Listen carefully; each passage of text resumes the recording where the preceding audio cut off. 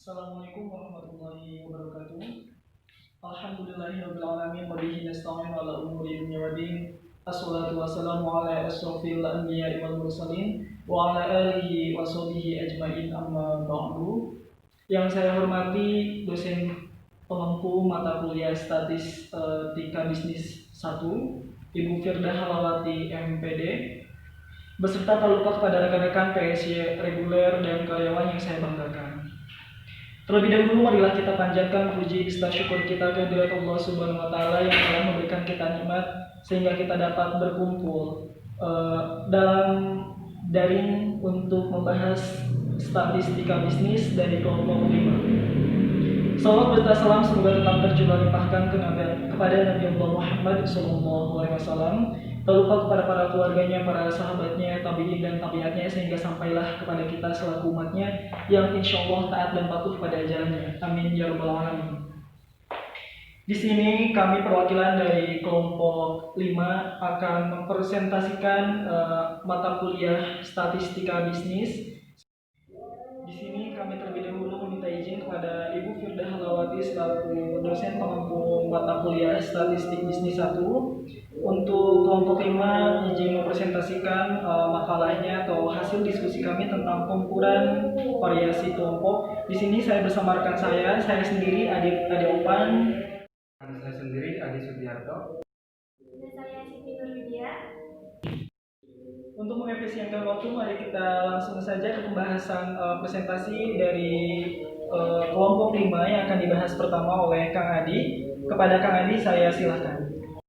Baik, langsung saja kita ke pembahasan yang pertama, yaitu mengenai rentang data. Nah, rentang data ini biasa juga disebut dengan range. Di mana data ini dapat diketahui dengan cara mengurangi data terbesar dengan data terkecil yang ada di suatu kelompok itu. Kita kasih rumusnya ya. Rumusnya yaitu R besar sama dengan XT dikurangi XR. Di mana R adalah rentang data, kemudian XT yaitu data terbesar, dan XR yaitu data terkecil. Oke. Kali ini kita kasih saja contohnya. Misalkan kita ambil contoh dari 10 pegawai di PTX ya, katakan PTX X itu ada dalam satuan ribu kita mengambil contohnya ya 50, kemudian 75 ya, kemudian 150, 170, kemudian 175, ada 190. Ini bebas ya, bisa berapa aja, ada 200, bisa 400, atau kita 600 dan 700. Oke, kita hitung 1, 2, 3, 4, 5, 6, 7, 8, 9, 10. Nah, kita ambil dari 10 pegawai ya dengan gajinya.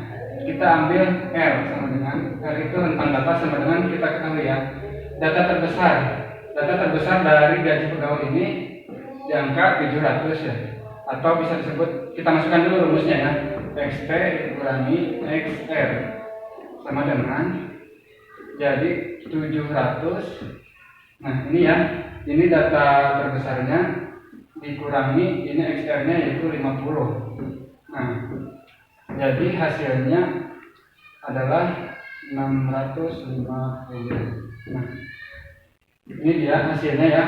Rentang data ini berarti, jadi rentang data inilah yang menunjukkan tingkat variasi kelompok dari gaji pegawai tersebut. Nah, barangkali penjelasan sedikit dari rentang data. Selanjutnya pembahasan kedua akan disampaikan oleh Saudara Adit.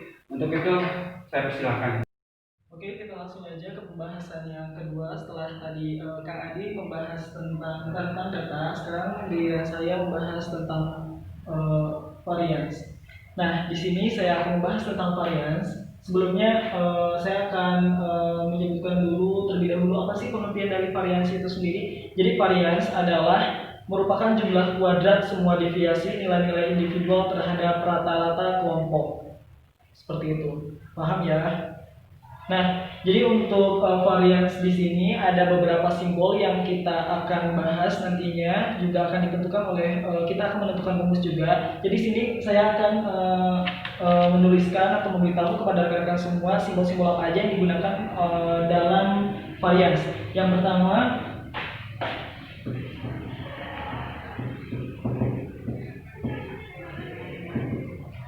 untuk bentuknya seperti O kuadrat ini disebut variasi populasi.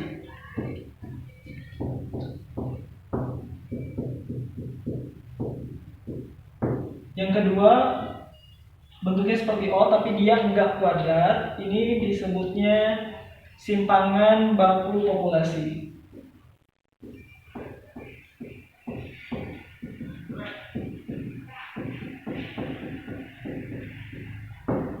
Dan yang ketiga ada S kuadrat dan yang keempat ada S.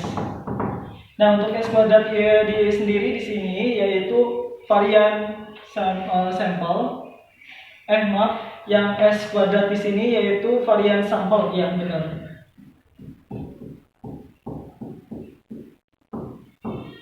Dan yang keempat simbol di sini ada S, dia tanpa kuadrat, disebutnya simpangan baku sampel.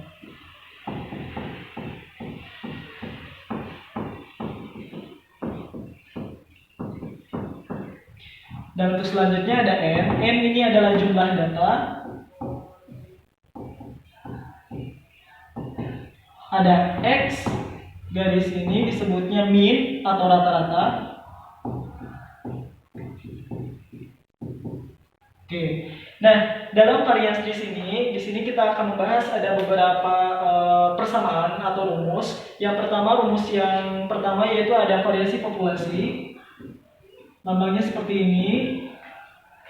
Rumusnya adalah seperti O kuadrat sigma dalam kurung X T dikurangi X1 dikurangi min, ini kuadrat, dibagi N. Untuk yang kedua, rumus dari simpangan baku populasi yaitu akar dari sigma X1 dikurangi min kuadrat dibagi N, seperti ini. Dan untuk yang ketiga, varian sampel persamaannya yaitu S kuadrat sama dengan sigma dalam kurung X1 dikurangi X dalam garis atasnya atau disebut dengan min kuadrat dibagi N dikurangi 1. Dan untuk simpangan baku sampel atau S, persamaannya yaitu akar dari sigma X1 dikurangi min X atau rata-rata kuadrat dibagi N kurangi 1. Seperti ini. Nah, untuk membahas atau menyelesaikan tugas seperti ini, kita harus mengetahui dulu dasar-dasar dari statistika. Yang pertama yaitu mean, median, dan modus itu sendiri. Nah, untuk mean sendiri itu apa sih atau gimana cara menentukannya? Nah, untuk mean sendiri atau rata-rata itu biasanya jumlah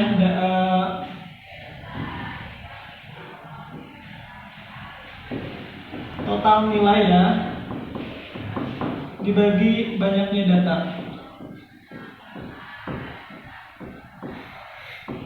Maka akan didapatkan yaitu mean atau rata-rata.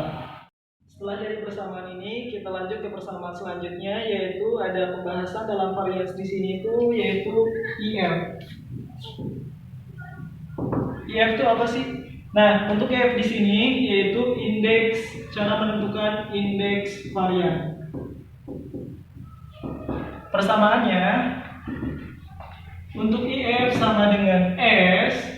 S ini sudah dijelaskan sebelumnya, yaitu simpangan baku sampel dibagi rata-rata atau min suatu data ya, rata-rata atau min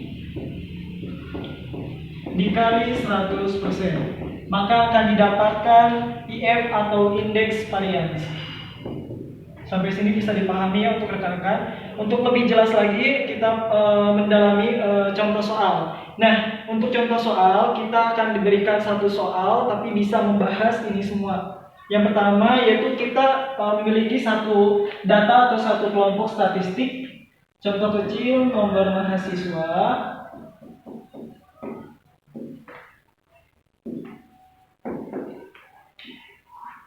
Kita di sini ada 10 data mahasiswa, 1, 2, 3, 4, 5, 6, 7, 8, 9, 10 mahasiswa. Nah, untuk nilainya sendiri, yang pertama ada mahasiswa pertama mendapatkan nilai 60, yang kedua 70, yang ketiga ada 65, yang keempat 80, yang kelima ada 70, yang keenam ada 65, yang ketujuh ada 75, yang kedelapan ada 80, yang kesembilan ada 70, dan yang terakhir yaitu 75. Nah, untuk menentukan ini bagaimana sih caranya? Kita lihat tabel di sini. Saya mempunyai cara jitu, yaitu untuk menjawab tentang bagaimana itu sigma dari rata-rata ini atau n dikurangi 1. Jadi kita di sini buat tabel lagi ke berikutnya, yaitu untuk menentukan simpangan.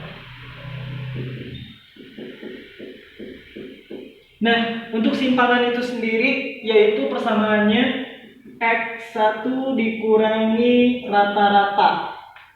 Untuk X1 di sini adalah data yang dia miliki. Nah, di sini kan data satunya 60 nih. Kita belum menentukan rata-rata atau min itu sendiri dari satu data di sini. Jadi kita harus menentukan min terlebih dahulu.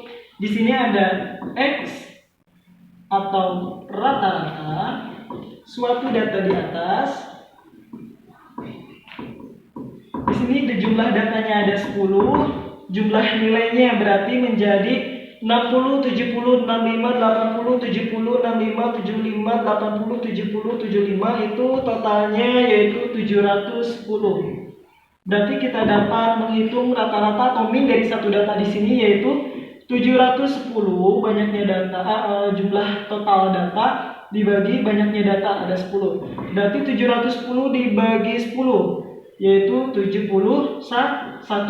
Nah, kita dapat dari satu data di sini rata-ratanya 71. Jadi kita bisa mengisi simpangan di sini untuk mengisi persamaan yang akan ditanyakan nanti pada soal jika ada soal untuk ditanya apa itu variasi populasi, berapa hasilnya, berapa simpangan baku populasi. Jadi kita harus menentukan dulu ini, gitu.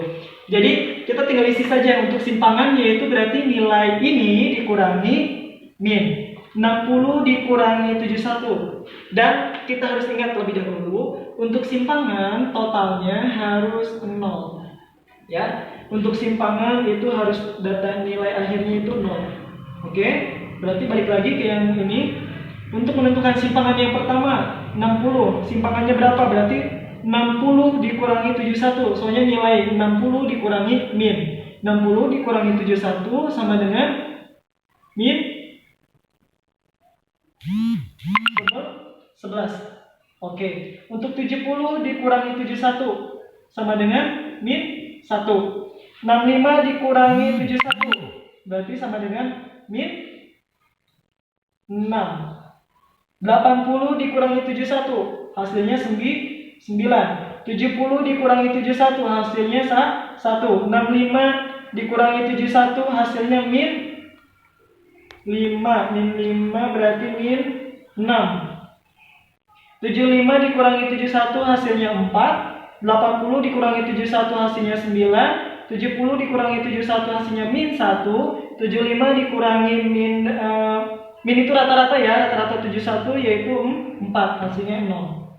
Nah, untuk selanjutnya, jika kita menentukan simpangan baku lagi dari sini, kita tulis simpangan baku.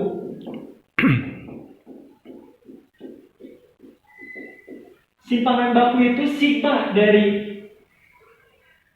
X1 dikurangi min itu kuadrat, dikuadratkan. Ingat ya, dikuadratkan. Oke. Kita balik lagi. Tadi ada sedikit koreksi untuk 70 dikurangi 71 yaitu min 1 ya. Terima kasih banyak untuk para rekan-rekan PSIS sekalian yang sudah jeli pada soal di sini. Oke, kita balik lagi ke simpangan baku. Untuk simpangan baku yaitu simpangan sigma ini dikuadratkan, hasilnya yaitu menjadi simpangan baku. Oke, untuk simpangan yang nilainya 1 di sini, pada mahasiswa nilai 1 di sini yaitu min 11 dikuadratkan menjadi 121. Kenapa 121? Karena dia minus. Ya. Berarti minus di sini, min dikali min hasilnya positif. Ini untuk nilai ini berarti hasilnya 1. Ini berarti 36. Yang ini hasilnya 81. Yang ini hasilnya 1. Yang ini hasilnya 36. Hasilnya 4. Hasilnya 9. 1 dan 4. Nah, hasilnya dari total dari keseluruhan yaitu 309. Setelah kita menentukan dari simpangan baku dari data berikut, kita dapat mengisi soal yang ditanya di sini. Oke, untuk pembahasannya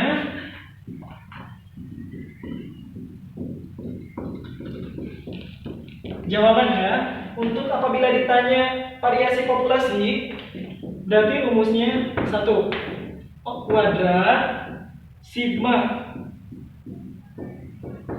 X1 dikurangi min kuadrat dibagi N. Nah, di sini kita lihat berarti sigma dari ini 390 ya. 390 kita nggak usah dikuadratkan soalnya ini udah total dari kuadrat. 390 masukkan dibagi N itu jumlah data atau jumlah mahasiswa, ada 10. Hasilnya 390 dibagi 10 hasilnya 39. Berarti kita dapat diketahui untuk variasi populasi nilainya 39. Untuk yang kedua, apabila ditanyanya simpangan baku populasi, berarti persamaannya kita pindahkan. Untuk sama dengan akar dari sigma X1 dikurangi min kuadrat dibagi N. Kita langsung aja masukkan akar dari 39. Seperti itu. Paham ya? Akar dari 39 tinggal dihitung aja. Berarti yang ketiga, apabila ditanyanya variasi sampel, berarti S kuadrat sama dengan sigma dalam kurung X1 dikurangi rata-rata kuadrat dikurangi N dikurangi 1. Ini sudah diketahui ya, 390 dibagi N-nya berapa? 10 dikurangi 1. 10 dikurangi 1, 390 dibagi 9 sama dengan hasilnya berarti sekitar 39 dibagi 9. Jadi di sini sekitar 4 kali 9 36, ada 30, 3, 27, 3 sekian. Nah, berarti hasilnya 43,3. Apabila ditanya soal yang keempat yaitu simpangan baku sampel, berarti S di sini ya. Berarti di sini. Apabila ditanya soal yang keempat, simpangan baku sampel,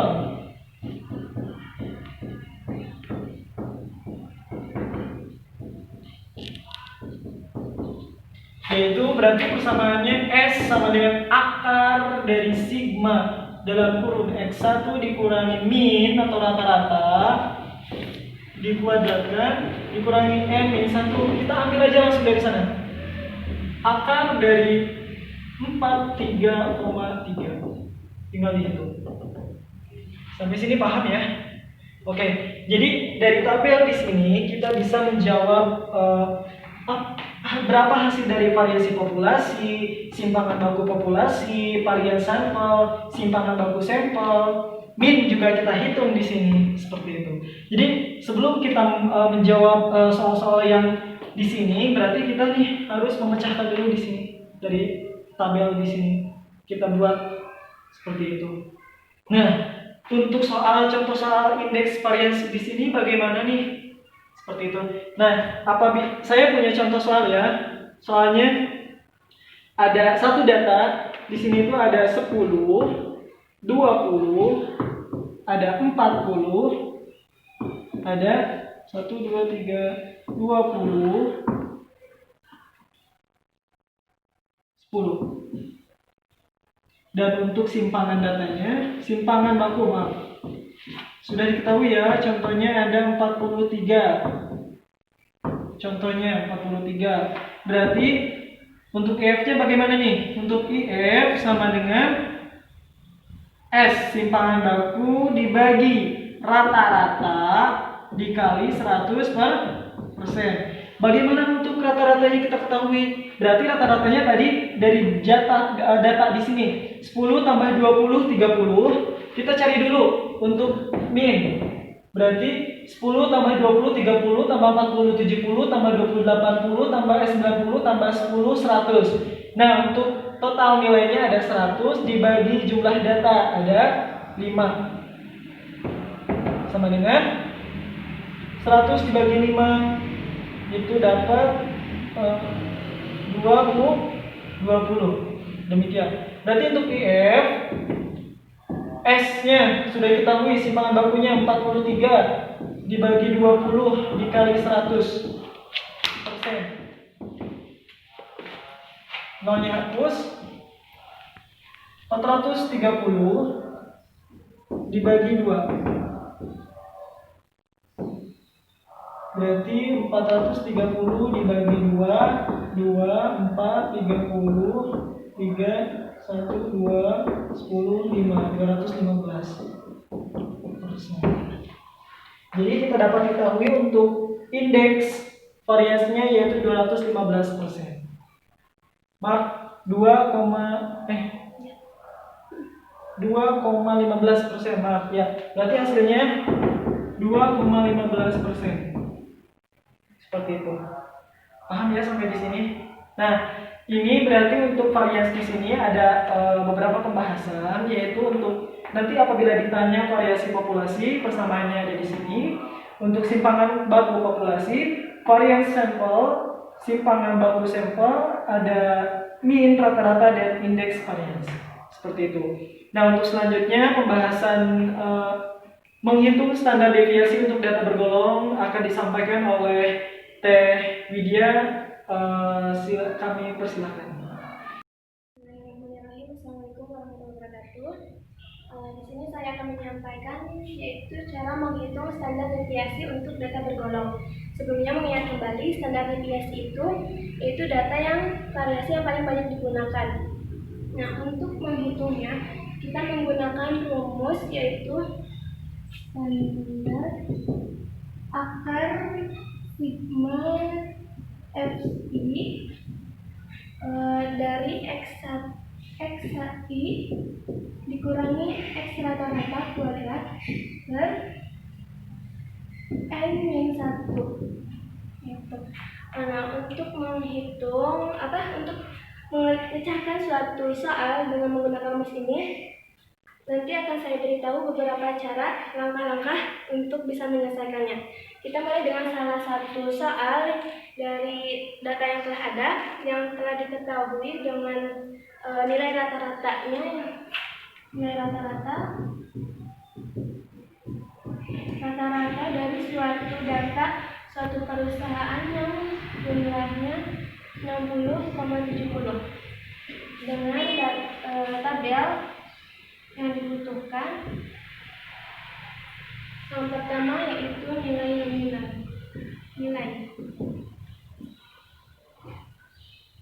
Nah, yang kedua tabel yang diperlukan yaitu Fi yang sudah diketahui. Yang ketiga X1 X. Untuk ini adalah lambang dari merahnya.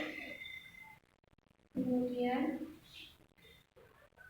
kita mulai dengan salah satu soal di mana diketahui di sebuah perusahaan nilai dari suatu karyawan diketahui simpangan bakunya, simpangan rata-rata maaf,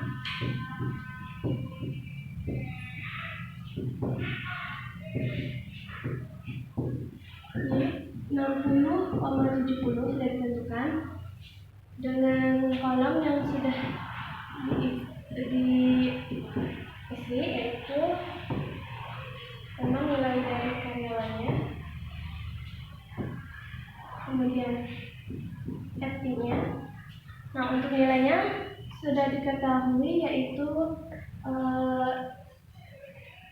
21,30 sampai 30, 31 sampai 40, 31 sampai 50. Tadi untuk data perhitungan sekarang udah ada data yang dicontohkan. Kita coba menghitung X1 yaitu median. Kita lihat dari nilai yaitu rentan dari angka 21 sampai 30. Kita hitung berapa nilai tengahnya. Kita hitung yaitu 25,5. Seterusnya kita hitung dari nilai median dari setiap nilai. Oke, setelah kita menghitung median dari nilai ini, yang terakhir yaitu 95,5. Ya, kemudian kita lanjut ke kolom yang ketiga yaitu mengurangi median dengan simpangan rata-rata yang sudah diketahui, yaitu berarti 25,5 dikurangi 60,70 yaitu 35,2. Oke, selanjutnya setelah data semua telah terisi, kita lanjut menghitung yaitu nilai median. Nilai median itu diperoleh dari nilai yang dari rentan yang ini 21 sampai 30. Kita hitung nilai tengahnya yaitu mulai 21, 22, 23, 24, 25, 26, 27, 28, 29, 30. Nah, nilai tengahnya yaitu 25 ditambah 26 dibagi 2 yaitu jadi 25,5. Selanjutnya kita hitung lagi sama yang di bawah rentan angka dari 31 sampai 40 yaitu nilai tengahnya 35 ditambah 36 yaitu jadi dibagi 2 35,5. Nah, setelah kita mengetahui semua nilai mediannya, kita tulis. Kemudian selanjutnya kita menghitung X1 dikurangi X rata-rata. Dari mana nilainya? Nilainya karena nilai X1 yang ini yang sudah kita cari tadi, kemudian dikurangi X rata-rata yang sudah diketahui yaitu 60,70. Pertama berarti kita hitung 25,70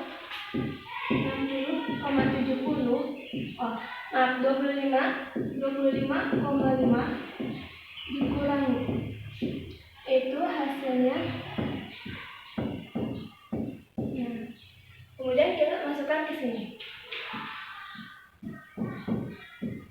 Begitu juga selanjutnya untuk menghitung ke bawahnya, yaitu menghitung nilai rata-rata dari sini dikurangi ini.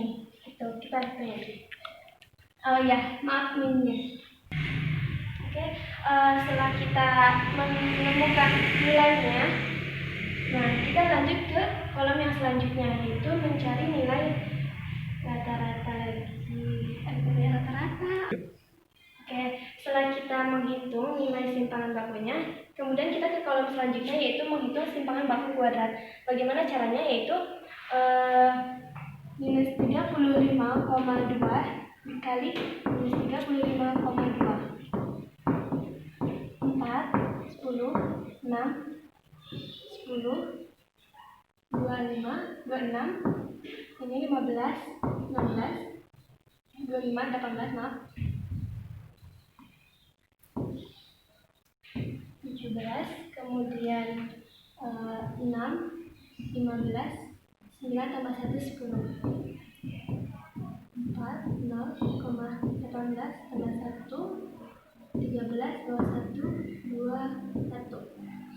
koma ada 2.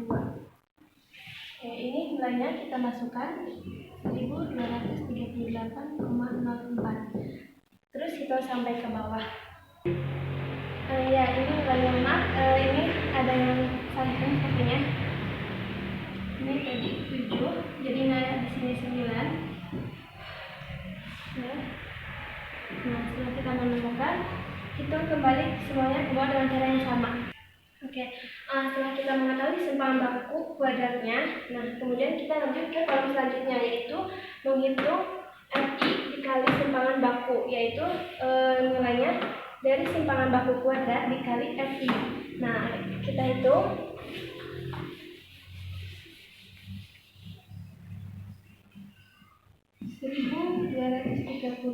(1239,04) dikali FI-nya 2. 6,7,4,2. Kita masukkan ke kolom 2,78,08. Selanjutnya terus itu menghitungnya, yaitu nilai simpangan baku kuadrat dikali FI. Nah, setelah kita mengetahui FI dikali simpangan kuadrat dikali ya hasilnya ini, kemudian kita jumlahkan dari atas sampai akhir, yaitu 26.000,696. Nah, selanjutnya yaitu kita menghitung yang pokok utama kita cari, yaitu simpangan standar deviasinya, yaitu kita karena jauh untuk mendapatkan nilai ini kita melalui banyak proses ini. Nanti saya ulangi lagi. Kita masukin dulu nilainya ini 26,096 dibagi. Nah, untuk N-1-nya itu nilai dari jumlah FI-nya dikurangi 1. Berarti 100 dikurangi 1 yaitu 99. Nah, kita hitung yaitu 26,096 dibagi 99. Oke, setelah kita hitung nilai FI simpan baku dibagi 99 yaitu 264,09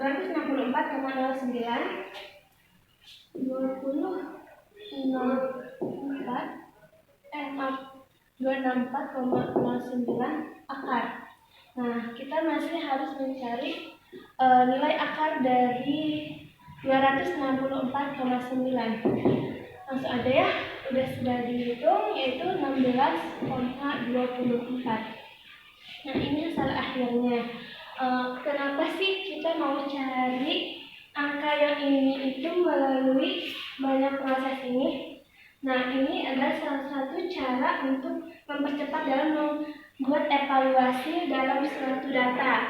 Nah, setelah kita mengetahui nilainya, kemudian nilai data realnya, kemudian kita lanjut menghitung median, yaitu nilainya dari nilai tengah dari nilai yang telah ditentukan. Yang ini berarti 25 tambah 26 dibagi 2 jadi 25,5. Selanjutnya kita ulangi dan mengingat kembali. Kemudian untuk mencari simpangan bakunya, yaitu kita kurangi dari median dikurangi simpangan rata-rata yang sudah diketahui. Itu hasilnya 35,5 minus.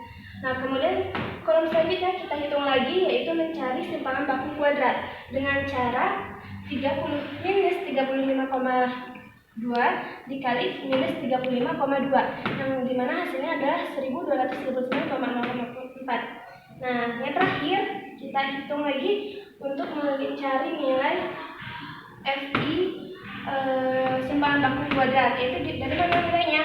Dari nilai ini simpangan baku kuadrat dikali FI yang ini. Nah, hasilnya kita peroleh yang kayak ini.